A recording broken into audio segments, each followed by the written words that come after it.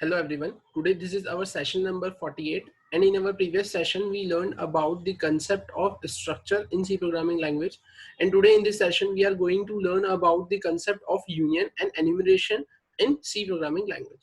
So let's proceed. Start करते हैं हम हमारे यहाँ पर आज के सबसे पहले concept है, and that concept is of union. ठीक है, तो जैसा कि अगर हम बात करें यहाँ पर क्या ये यूनियन मतलब होता क्या है, तो यहाँ पर आपकी स्क्रीन पर आपको दिख रहा है कुछ डेफिनेशन पार्ट, या ऐसा बोल सकते हैं कि कुछ पॉइंट्स आपको यहाँ पर दिख रहे हैं आपके यूनियन के बारे में, जिसमें से सबसे पहले अगर हम बात करते हैं यहाँ पर क्या union is also a user defined data type. अब union is also a user defined data type मतलब क्या, तो सिंपल सी बात है कि यार आपने जो प्रीवियस सेशन में देखा था स्ट्रक्चर के बारे में कि स्ट्रक्चर क्या है, तो स्ट्रक्चर आपका यूजर डिफाइंड डेटा टाइप है। इन सिमिलर मैनर में आप यहाँ पर है ना, जैसा आपने देखा था कि स्ट्रक्चर क्या है, structure is also a user defined data type, है ना। इन द सेम वे आप यहाँ पर भी क्या बोलेंगे कि union is also a user defined data type. यहाँ पर यूनियन क्या है, आपका यूजर डिफाइंड डेटा टाइप है।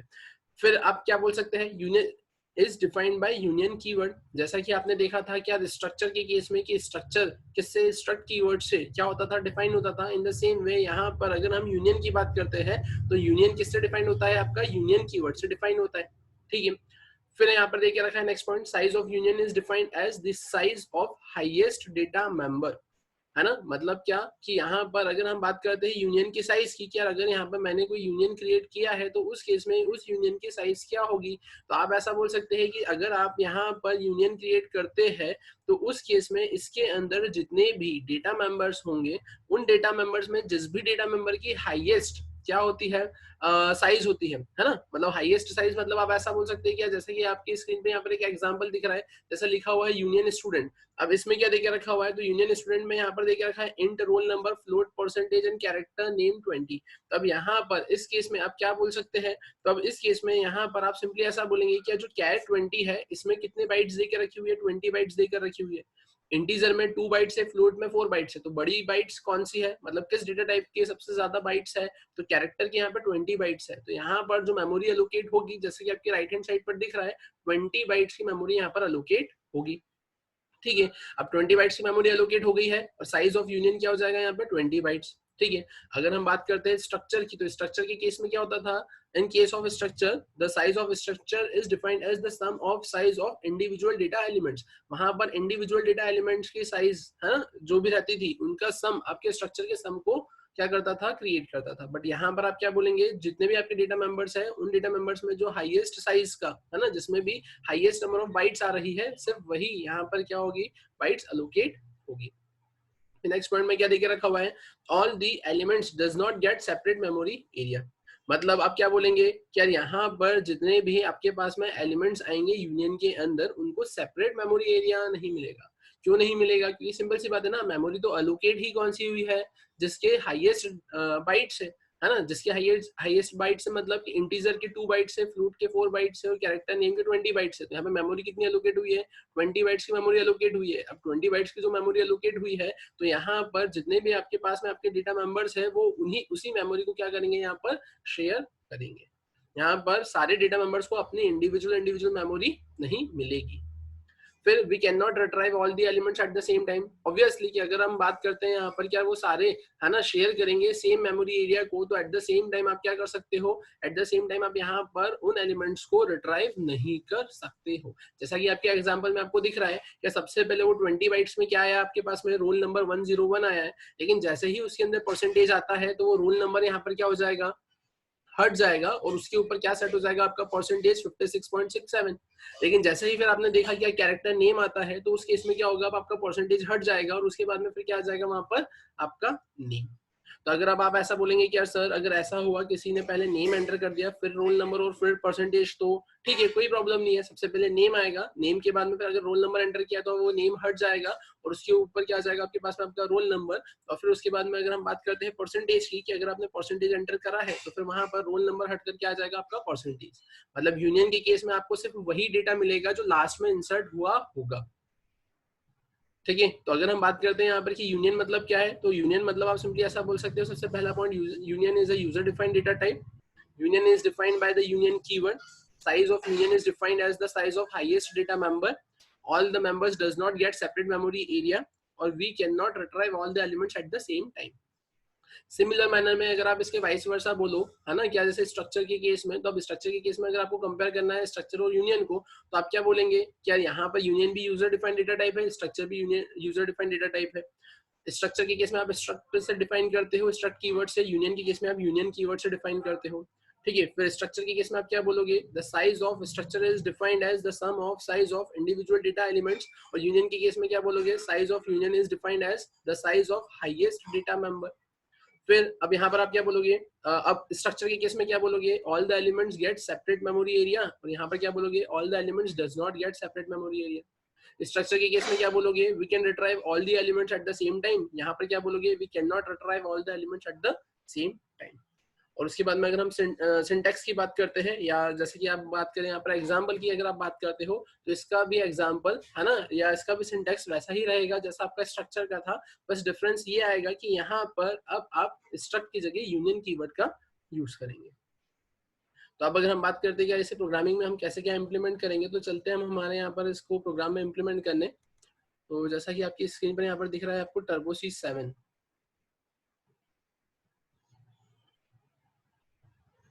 ठीक है, अब यहाँ पर आ गए हम। अब यहाँ पर आने के बाद में मैंने बोला कि अब मुझे करना क्या है, तो ठीक है, देखते हैं। मैंने यहाँ पर सबसे पहले तो हेडिंग मेंशन करते हैं। मैंने यहाँ पर लिखा program showing the concept of union, है ना, मैंने क्या लिखा, program showing the concept of union. ठीक है, अब यूनियन का कंसेप्ट मुझे बताना है, तो मैं यहाँ पर करूंगा क्या, तो मैंने सबसे पहले यहाँ पे लिख लिया है यूनियन, मैंने यहाँ पे सिंपली लिख लिया है स्टूडेंट। ठीक है, अब आप यहाँ पर क्या करोगे, तो आपने यहाँ पर क्या डिफाइन कर दिया है, वेरिएबल। ठीक है, अब अगर हम बात करें कि यार अब क्या होगा यहाँ पर, तो अब आप यहाँ पर ऐसा बोल सकते हो कि यार आपने लिखा है इंट रोल नंबर, फिर आपने यहाँ पे क्या लिख लिया, तो आपने यहाँ पे लिख लिया है फ्लोट परसेंटेज, फिर आपने यहाँ पे क्या लिख लिया, तो आपने लिख लिया कैर, कैर में आपने लिख लिया है नेम, और नेम में कितना आ जाएगा 20। राइट, अब अगर हम बात करें कि अब हमें करना क्या है, तो हमें यहाँ पर यूजर से वैल्यूज गेट करना है और उसको प्रिंट करवाना है। तो ठीक है, मैंने बोला कि यार मैं करूंगा क्या, तो मैंने यहाँ पर करा प्रिंट है, यहाँ पर मैंने लिख दिया एंटर नेम। ठीक है, एंटर नेम के बाद आप सिंपल सी बात है, आप यहाँ पे लिखोगे क्या, गेट्स। गेट्स में आप क्या करोगे यहाँ पर, तो आपने यहाँ पे मेंशन कर दिया एज डॉट नेम। ठीक है, तो मैंने बोला अब मैं क्या करूंगा, तो मैंने यहाँ पे लिखा प्रिंट एफ। ठीक है, प्रिंट एफ के बाद में मैं यहाँ पे क्या लिखूंगा, तो मैंने लिखा एंटर रोल नंबर। ठीक है, अब मैं यहाँ आया, मैंने यहाँ पे क्या लिखा स्कैन एफ, और स्कैन एफ के अंदर मैंने यहाँ पे क्या लिख दिया, तो मैंने यहाँ पे सिंपली लिख दिया परसेंट डी। परसेंट डी के बाद में मैं क्या कर दूंगा, एम परसेंट एस डॉट क्या आ जाएगा यहाँ पर RNO। ठीक है, फिर मैंने बोला अब इसके बाद में क्या आएगा यहाँ पर, तो मैंने बोला क्या, ठीक है, ये तो मैंने नेम गेट कर लिया, मैंने यहाँ पर रोल नंबर गेट कर लिया, मुझे क्या गेट करना है यहाँ पे परसेंटेज। तो मैंने यहाँ पे लिखा प्रिंट एफ, और प्रिंट एफ में मैं यहाँ पर क्या मेंशन कर दूंगा, तो मैंने मेंशन कर दिया एंटर परसेंटेज। ठीक है, अपन यहाँ पर आ गया, मैंने यहाँ लिखा स्कैन एफ। स्कैन एफ के बाद में मैंने बोला अब क्या आएगा, तो यहाँ पे मैंने लिखा परसेंट एफ, कॉमा सेपरेट करके मैंने क्या कर दिया M percent S dot PER। अब अगर हम बात करते हैं अब करना क्या है, तो मुझे यहाँ पर सबसे पहले ये सारी इन्फॉर्मेशन को डिस्प्ले करवाना है। तो अब इसके पहले एक काम करते हैं, अपन यहाँ पर आते हैं, यहाँ पर मैंने क्या लिख दिया प्रिंट एफ, और प्रिंट एफ में मैंने यहाँ पे क्या कर दिया, तो प्रिंट एफ में मैंने यहाँ पर सिंपली मेंशन कर दिया है slash N slash N slash N. ठीक है, और मैंने यहाँ पर लिख दिया है स्टूडेंट, आप ऐसा मेंशन कर दोगे एंटर स्टूडेंट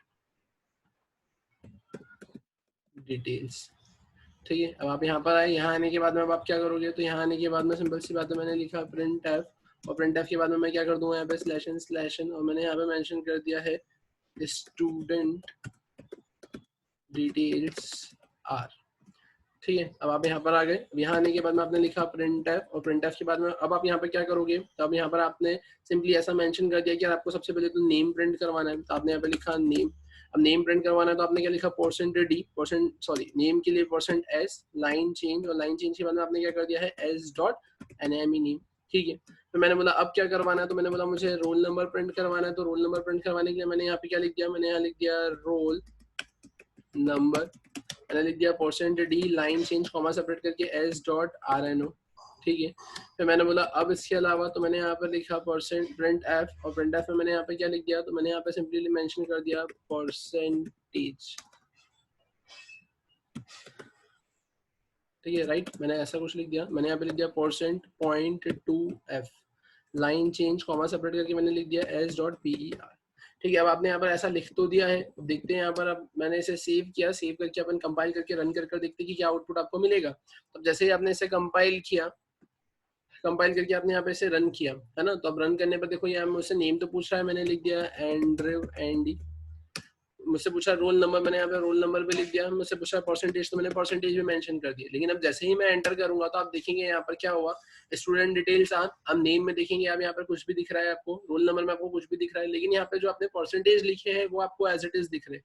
क्यों? क्योंकि मैंने एक चीज बोली थी आपको, क्या क्या जैसा कि आपकी स्क्रीन पर यहाँ पर आपको दिख रहा है, जैसा कि स्क्रीन पर आपको यहाँ पर दिख रहा है, क्या क्या यहाँ पर देखो ये 20 बाइट्स दे के रखा हुआ है। सबसे पहले आपका रोल नंबर आया, रोल नंबर को रिप्लेस करते हुए क्या आ गया, आपका परसेंटेज आ गया, और परसेंटेज को रिप्लेस करते हुए क्या आ गया, आपके पास में आपका नेम आ गया। तो लास्ट में जो भी आएगा वही दिखेगा। तो इन द सेम वे यहाँ पर क्या हो रहा था, यहाँ पर आप सबसे पहले यूजर से क्या गेट कर रहे हो, है ना, यहाँ पर आपने सबसे पहले यूजर से क्या गेट किया है, तो यहाँ पर सबसे पहले आपने यूजर से नेम गेट किया है। तो नेम आया, उसको ओवरकम कर दिया किसने, आपके रोल नंबर ने, तो फिर 100 आया, तो 100 आया तो फिर उसके इसमें यहाँ पर ठीक है 100 आ गया। फिर जब परसेंटेज आया तो उसने उसको ओवरकम कर दिया और यहाँ पर क्या आ गया, परसेंटेज। तो इसलिए परसेंटेज आपको एज इट इज दिख रहा है, लेकिन रोल नंबर में भी प्रॉपर आपका डेटा नहीं दिख रहा है और नेम में भी आपका प्रॉपर डेटा नहीं दिख रहा है। मतलब एट द सेम टाइम अगर आपने सारे एलिमेंट्स को एक्सेस करने की कोशिश करी है तो आपको सारा डेटा मिल रहा है क्या, नहीं मिल रहा है। तो फिर अब इसका अल्टरनेटिव सॉल्यूशन क्या है कि मुझे मेरा डेटा चाहिए जो मैंने प्रिंट कराया, तो ठीक है आप उसको इंडिविजुअल प्रिंट करवाओ। अब इंडिविजुअल प्रिंट करवाओ तो फिर अब उसके इसमें क्या होगा, यहाँ पर तो आपने यहाँ पर इसको कट किया और यहाँ आने के बाद में फिर आपने क्या कर दिया, इसको यहाँ पर प्रिंट किया। फिर उसके बाद में आपने यहाँ पे क्या करा, आपने यहाँ पर रोल नंबर को कट किया और फिर यहाँ अगर आपने क्या किया है, यहाँ पर अगर आपने आपके रोल नंबर को प्रिंट करवाया, ठीक है। फिर अब अगर अपन बात करें यार अब यहाँ पर फिर आपने आपके परसेंटेज को क्या करवा दिया है, प्रिंट करवा दिया है, ठीक है। तो अब अगर अपन बात करें यहाँ पर कि अब कैसे क्या आउटपुट मेरे को मिलेगा, तो ठीक है देखते हैं अपन। यहाँ पर मैंने इसे सेव किया, सेव करने के बाद में मैंने यहाँ पे क्या किया, मैंने इसे यहाँ पे रन किया। अब जैसा कि आपको दिख रहा है एंटर नेम, तो आपने यहाँ पे क्या लिख दिया, नेम एंटर किया। जैसे आपने नेम एंटर किया तो नेम आपका प्रिंट हो गया। आपने लिखा रोल नंबर प्रिंट हो गया। आपने लिखा यहाँ पे परसेंटेज, तो यहाँ पे परसेंटेज प्रिंट हो गया। तो इस तरीके से यहाँ पर क्या हो रहा है कि यार आप वहीं पर वैल्यू गेट कर रहे हो और वहीं पर वैल्यू को क्या करवाते जा रहे हो, प्रिंट करवाते जा रहे हो। कि इन केस अगर आपका डेटा है ना क्या हो जाता है, ओवरराइट भी हो जाता है, ट्रांसफॉर्म भी हो जाता है, तो उस केस में आप यहाँ पर आपके डेटा को तो एटलीस्ट प्रिंट करवा ही रहे हो। तो कुछ इस तरीके से यहाँ पर क्या देखिए रखा हुआ है आपका यूनियन का कंसेप्ट। यूनियन के कंसेप्ट की अगर अपन बात करें तो यहाँ पर सिंपली आप ऐसा बोल सकते हो कि ये मेनली उसी केस में यूज होता है जहां पर सिर्फ आपको एक वैल्यू की रिक्वायरमेंट हो, या आप ऐसा बोल सकते हो कि जहां पर आपको जो एलोकेशन करना है तो वो एलोकेशन प्रायोरिटी वाइज हो, क्या जिसका हाईएस्ट साइज हो, है ना, जिसकी हाईएस्ट साइज हो सिर्फ उसी की मेमोरी यहाँ पर क्या हो, अलोकेट हो। ठीक है। जैसे कि आप ऐसा बोल सकते हो कि अगर मैं एक रियल लाइफ एग्जांपल दूं कि यार एक क्लास है उसमें 60 स्टूडेंट्स है, तो अब 60 स्टूडेंट्स के केस में अब क्या होगा, तो जैसे यहाँ पे अब जो डेटा आपका ओवरलैप हो रहा है ना, कि सबसे पहले आपके पास में नेम आया था, तो नेम के बाद में फिर रोल नंबर आया था, तो रोल नंबर उस पर ओवरलैप हो गया, रोल नंबर के बाद में परसेंटेज आया तो परसेंटेज उस पर ओवरलैप हो गया। तो इन द सेम वे आप ऐसा बोल सकते हो कि यार एक क्लास है उसमें 60 स्टूडेंट्स है और उसमें बोला गया है कि जो फर्स्ट रैंक जिसकी आएगी है ना, तो उसे फॉर एग्जाम्पल फॉरेन ट्रिप रहेगी। अब इस केस में क्या हुआ, क्या सबसे पहले किसी स्टूडेंट की जब कॉपी चेक हुई है तो उसके फॉर एग्जांपल 56% आए, तो 56% आए तो अभी से फर्स्ट स्टूडेंट की कॉपी चेक हुई है 56, तो अभी कौन वो 56 एलिजिबल है फॉरेन ट्रिप के लिए। लेकिन जैसे ही सेकंड कॉपी चेक हुई है और उसके 80% आ गए तो वो 56 क्या हो जाएगा, वो ओवरलैप हो जाएगा किससे, आपके 86 से। ठीक है। फिर उसके बाद में किसी के 90% आ गए तो वो 86 ओवरलैप हो जाएगा किससे, आपके 90% से। इन द सेम वे यहाँ पर भी क्या हो रहा है कि यहाँ पर सिंपली आपको जो रिजल्ट मिल रहा है ना, वो एक सिंगल वैल्यू के फॉर्म में ही मिल रहा है। सिंगल वैल्यू के फॉर्म में मतलब कैसे है कि देखेंगे आप, क्या सबसे पहले नेम मिला, नेम के ऊपर रोल नंबर ओवरलैप हो गया था, ओवरलैप के बाद में आपका जो परसेंटेज आया था तो वो ओवरलैप हो गया, तो आपको जो रिजल्ट मिला है वो क्या मिला है, फाइनल जो रिजल्ट मिला है वो सिर्फ एक ही वैल्यू आपको सही मिली है। ठीक है, बाकी का डेटा आपको यहाँ पर नहीं मिला है। ठीक है, तो आप ऐसा बोल सकते हो कि ठीक है यूनियन का कंसेप्ट ऐसा है तो सही जहां पर आपको सिर्फ हाईएस्ट मेमोरी एलोकेट करना है, लेकिन अगर देखा जाए तो यूनियन के करस्पॉन्डिंग जो स्ट्रक्चर का कंसेप्ट है वो ज्यादा प्रेफरेबल है। ठीक है, तो इस तरीके से आपने यहाँ पर क्या किया है, आपने यहाँ पर आपकी यूनियन का कंसेप्ट इंप्लीमेंट करके आपके प्रोग्राम में आपने देखा है।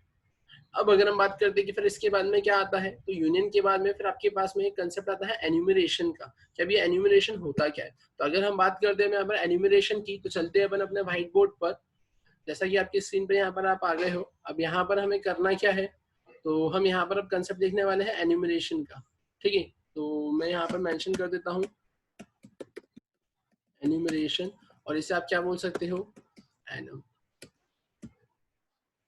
राइट। आपने ऐसा कुछ लिखा। अब अगर हम इसके डेफिनेशन की बात करें, यार ये एन्यूमरेशन होता क्या है, ठीक है, तो अब यहाँ पर मैं इसकी डेफिनेशन भी मेंशन कर देता हूँ। Enumeration is a user defined data type in C। ठीक है, enumeration is a user defined data type in C. ठीक है, फिर अब आप इसके अलावा और क्या बोल सकते हो? अब ऐसा बोल सकते हो, इट इज मेनली, ठीक है, used to assign names to integral constants। The names make a program easy to read and maintain। ठीक है, अब जैसा कि आपकी स्क्रीन पे यहाँ पर दिख रहा है आपको, यार आपने यहाँ पर लिखा क्या है ना? तो अब इस केस में आप यहाँ पर ऐसा बोल सकते हो, है ना, इस केस में आप यहाँ पर ऐसा बोल सकते हो कि यार एन्यूमरेशन है क्या? तो एन्यूमरेशन के केस में आप सिंपली ऐसा बोल सकते हो यहाँ पर कि enumeration enum is a user defined data type in C.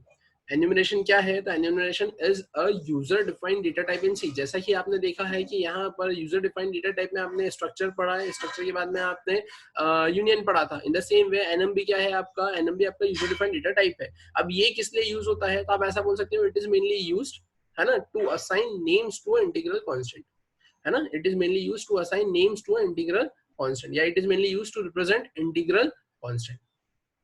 ठीक है, the names make a program easy to read and maintain. यहाँ पर ये जो नेम्स रहेंगे, जो आपने नेम असाइन किया है, तो वो क्या करेगा? The names make a program easy to read, है ना, एंड मेंटेन। जिसमें आप आपके प्रोग्राम को क्या कर सकते हो? इजीली उसको रीड कर सकते हो और इजीली उसको आप मेंटेन कर सकते हो। तो अगर कोई आपसे पूछता है क्या व्हाट इज एनएम, तो आप क्या बोलेंगे? Enum is a user defined data type in C. It is mainly used to assign names to a integral constant. The names make a program easy to read and maintain. ठीक है, ये भी समझ में आ गया। अब अगर हम इसके सिंटैक्स की बात करें कि अब इसका सिंटैक्स कैसे होगा, इसको हम प्रोग्राम में कैसे लिखेंगे, तो फिर आप ऐसा बोल सकते हो यहाँ पर। तो सबसे पहले यहाँ पर आएगा आपके पास में आपका एनम। एनम के बाद में क्या आ जाएगा? तो एनम के बाद में आप ऐसा बोल सकते हो यहाँ पर कि सिंपल सी बात है, क्या ये एनम तो आपका हो गया है कीवर्ड। फिर एनम के बाद में आएगा आपके पास में आपके डेटा टाइप का नेम, डेटा टाइप नेम, ठीक है। और फिर उसके बाद में आप यहाँ पे क्या लिखोगे? तो अब इसके बाद में आप यहाँ पे मेंशन कर दोगे आपके सिंपली एन्यूमरेटर्स, है ना। और ये एन्यूमरेटर्स क्या रहेंगे? तो लिस्ट ऑफ कॉन्स्टेंट्स, है ना। अभी लिस्ट ऑफ कॉन्स्टेंट्स मतलब क्या? तो जैसा कि आप ऐसा बोल सकते हो, आपने लिखा ना, it is mainly used to assign names to integral constant, है ना। तो ये जो इंटीग्रल कांस्टेंट्स होंगे, है ना, उसको जो असाइन किए हुए नेम रहेंगे, तो वो यहाँ पर आपके आएंगे। ठीक है, तो मैं सिंपली ऐसा बोल सकता हूँ कि यहाँ पर क्या आ जाएगा मेरे पास में, मेरे एन्यूमरेटर्स, है ना। अभी एन्यूमरेटर्स यहाँ पर क्या रहेंगे? तो एन्यूमरेटर्स मतलब आप ऐसा बोल सकते हो, लिस्ट ऑफ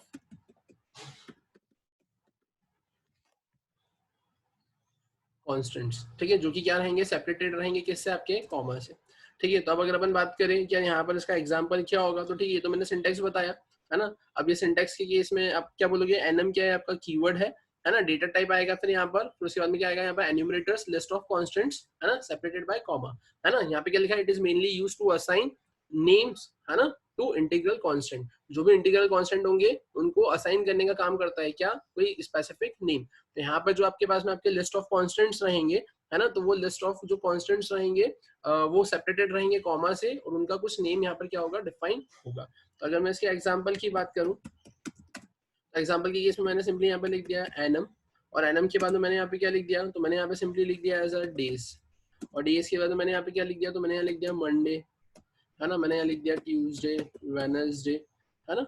मैंने यहाँ पे लिख दिया Thursday, Friday, Saturday and Sunday.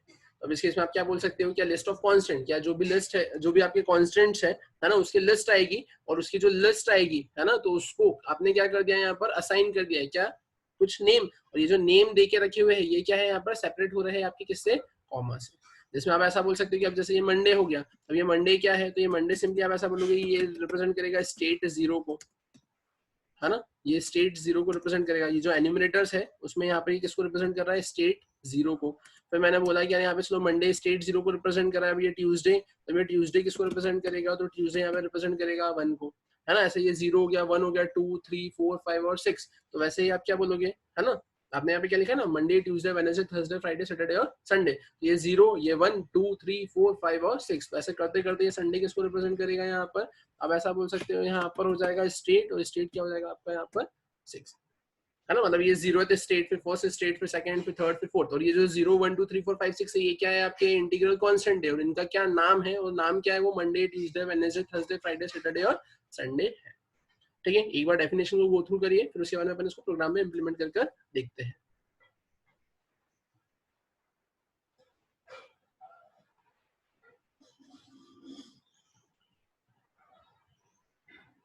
ठीक है, तो चलते फिर अपन अपने प्रोग्राम पर। तो अगर अपन बात करें अपने प्रोग्राम की, तो मैं यहाँ पर आ जाता हूँ टर्बो C7 पर, यहाँ पर अगर फाइल पर जाकर मैंने क्या किया, तो मैं इसे सेव एज कर लेता हूँ, तो फाइल पर गया मैं यहाँ पर आया, यहाँ आकर मैंने क्या करा, C unique pro, here I am going to mention my program name prog 134, right.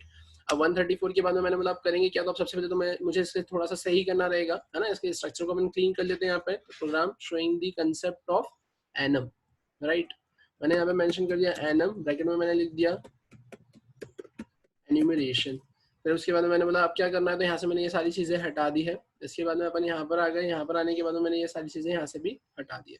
अब मैंने बोला अब करना क्या है यहाँ पर, तो अब आप ध्यान से देखेंगे, ठीक है, तो जैसा कि आपकी स्क्रीन पर यहाँ पर आपको दिख रहा है, सबसे पहले मैंने यहाँ पर क्या किया, तो मैंने यहाँ पर ऐसा मेंशन कर दिया क्या,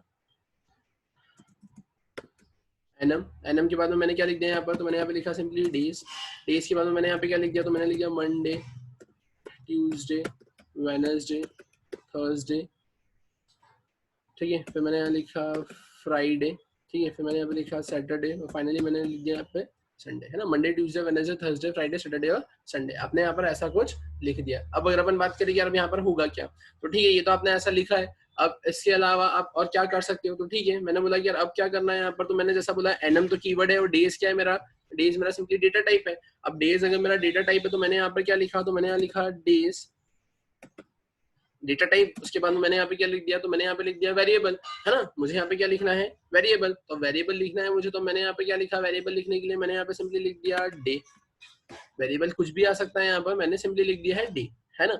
अब उसके बाद में मैं क्या करूंगा यहाँ पर, तो अब इसके बाद में अब अगर मैं यहाँ पर इसको प्रिंट करवाने जाता हूँ, मैंने यहाँ पे लिखा प्रिंट एफ, और प्रिंट एफ के बाद में अगर मैं बात करता हूँ यहाँ पर कि मुझे प्रिंट करवाना है, तो मैं किसे प्रिंट करवाऊंगा, तो सिंपल सी बात है, मैं डे को प्रिंट करवाऊंगा, डे क्या है मेरा वेरिएबल है, तो उस वेरिएबल में कोई वैल्यू है क्या, नहीं, तो उसमें मेरे को वैल्यू सेट करना पड़ेगी ना। अब वैल्यू सेट करने के लिए मैंने यहाँ पे क्या लिख दिया, तो मैंने सिंपली यहाँ पे लिख दिया MON, बोले तो मंडे। अब उसके बाद में अगर अपन यहाँ पे प्रिंट करवाते हैं, है ना, तो मैंने यहाँ पे सिंपली लिख दिया MON, ठीक है, और उसके बाद में मैंने यहाँ पे क्या करा, मैंने यहाँ पे लिख दिया %d, और %d के बाद में मैंने यहाँ पे क्या कर दिया, मैंने कर दिया यहाँ पर /n, और मैंने कॉमा सेपरेट करके यहाँ पे क्या मेंशन कर दिया है, डे। अब अगर आपने यहाँ पर ऐसा मेंशन किया है, अगर आप इसे सेव करते हो रन करते हो, तो देखते हैं हम यहाँ पर हमारा प्रोग्राम चलेगा क्या। मैंने जब यहाँ पर इसे रन करने की कोशिश करी, तो इसने मुझे क्या दे दिया यहाँ पे 3 एरर्स, जिसमें से सबसे पहले क्या बोल रहा है, अनडिफाइंड सिंबल डेज, ठीक है, अब यहाँ पर मुझे इसको क्या करना पड़ेगा, डिफाइन करना रहेगा, पहला पॉइंट। दूसरा पॉइंट ये क्या बोल रहा है यहाँ पर, स्टेटमेंट मिसिंग, और तीसरा पॉइंट क्या बोल रहा है, अनडिफाइंड सिंबल डे। तो ठीक है, मैंने यहाँ पर क्या करा, मैंने यहाँ पर आकर सिंपली मेंशन कर दिया एनम। अब मैंने यहाँ पर सिंपली आके मेंशन कर दिया एनम। अब मैं क्या करूंगा यहाँ पर, इसे सेव करने के बाद में मैंने इसे क्या करा, कंपाइल। देखेंगे तो यहाँ पर मुझे एक एरर मिल रहा है। अब वो एक एरर जो मिल रहा है वो क्या बोल रहा है यहाँ पर, क्या declaration is not allowed here, है ना। तो अब सिंपल सी बात है कि यार हाँ, अब एक चीज हमें पता है कि यार डिक्लेरेशन यहाँ नहीं होता है, क्यों, क्योंकि मैंने क्लियर स्क्रीन के नीचे लिख कर रखा हुआ है। तो फिर मुझे यहाँ पर इसे कट करना रहेगा, कट करने के बाद में मुझे यहाँ पर आकर इसे पेस्ट करना रहेगा, ठीक है। तो मैंने अब डिक्लेरेशन क्या कर दिया यहाँ पर, CLR SCR के ऊपर, ठीक है। मैं यहाँ पर आया, मैंने इसे सेव किया। सेव करने के बाद में जब हम इसे यहाँ पे रन करेंगे, तो जैसे कि आपकी स्क्रीन पर दिख रहा है, आपको क्या मिल गया यहाँ पर, मंडे 0। क्यों 0 मिला है, क्योंकि जैसा कि मैंने आपको अभी बताया था यहाँ पर कि यहाँ पर ये जो आपको दे के रखा हुआ है मंडे, ये मंडे का स्टेट क्या है, 0, मतलब ये 0 1 2 3 4 यहाँ पे रिप्रेजेंट हो रही है। ये क्या है, आपके इंटीग्रल कांस्टेंट, ठीक है।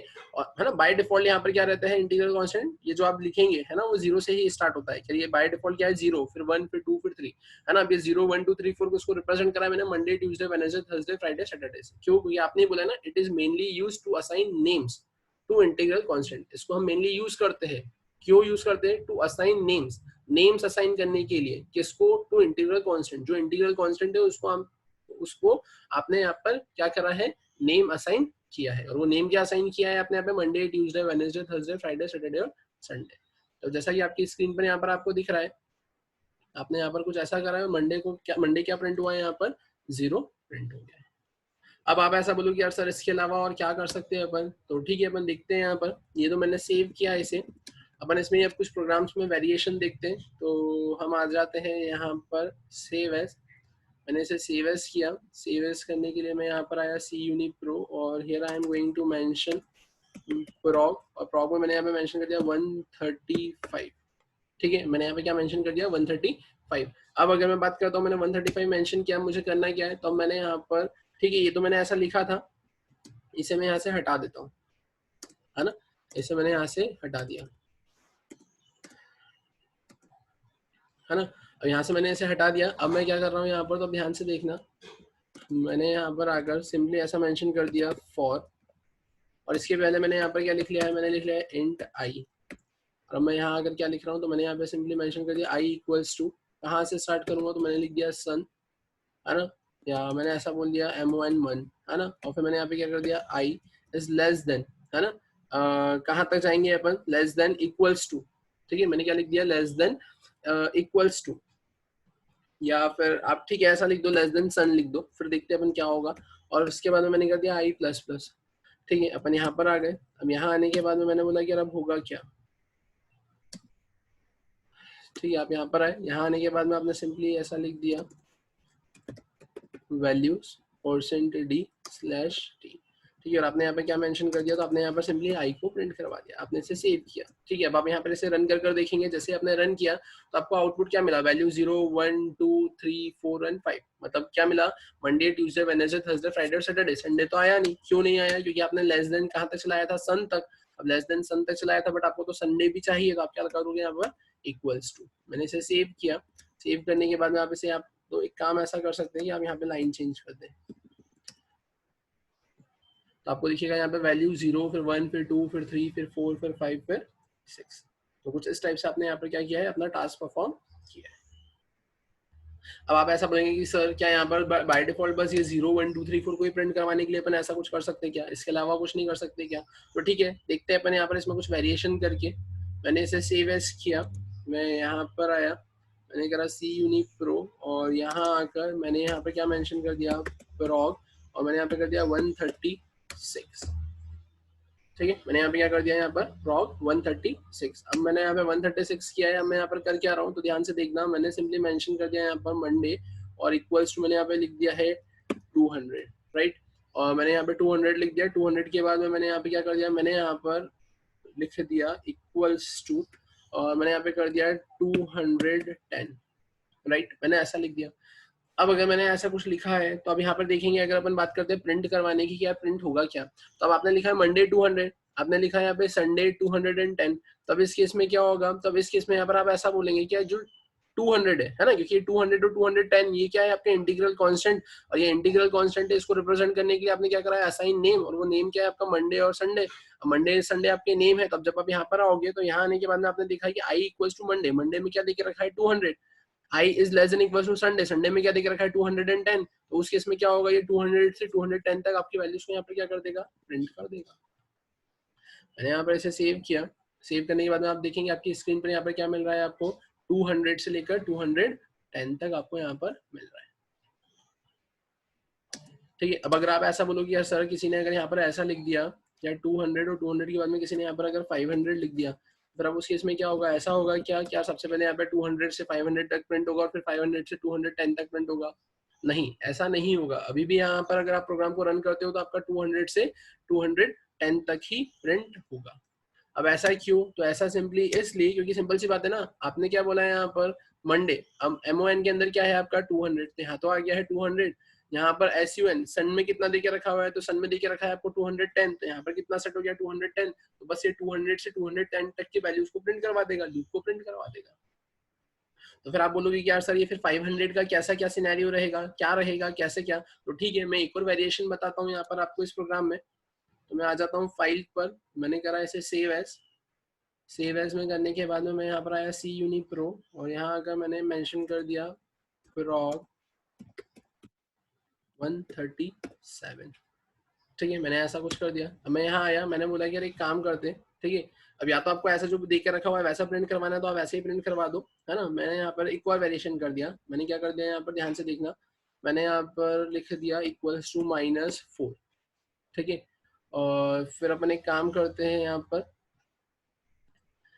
इसकी वैल्यू को अपन यहाँ से हटा देते हैं और फ्राइडे में अपन क्या कर देते हैं यहाँ पर इक्वल्स टू 500, ठीक है। मैंने ऐसा कुछ कर दिया, मैंने इसे सेव किया। सेव करने के बाद में अपन यहाँ पर आए और यहाँ आने के बाद में अपन करेंगे क्या, तो यहाँ आने के बाद में मैंने ये सारी चीज़ों को यहाँ से हटा दिया और हटाने के बाद में मैंने क्या करा यहाँ पर, तो अब आप देखेंगे अपन यहाँ लिख देते हैं ऐसा MON, है ना। और यहाँ पर मैंने क्या कर दिया, तो मैंने यहाँ पे प्रिंट करवा दिया किसको, MON को। मैंने यहाँ पर क्या करा, मैंने इसे कॉपी किया, कॉपी करके मैंने यहाँ पर इसे पेस्ट किया,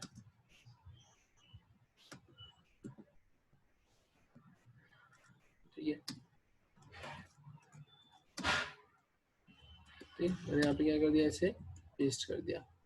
finally one more time here I am going to paste, ठीक है। मैंने यहाँ पे क्या लिखा, MON, तो मैं यहाँ पे क्या लिखूंगा, TUE, ट्यूसडे, फिर वेडनेसडे, फिर थर्सडे, फिर फ्राइडे, फिर सैटरडे और फिर संडे। मैंने ऐसा कुछ लिखा और यहाँ पर आकर भी मुझे क्या करना पड़ेगा, फिर चेंजेस करना रहेंगे। मैंने यहाँ पे लिख दिया ट्यूसडे, फिर वेडनेसडे, फिर थर्सडे, फिर फ्राइडे, फिर सैटरडे और finally I am going to write here Sunday. मैंने इसे सेव किया, सेव करके मैंने यहाँ पर इसे रन कर देखते हैं।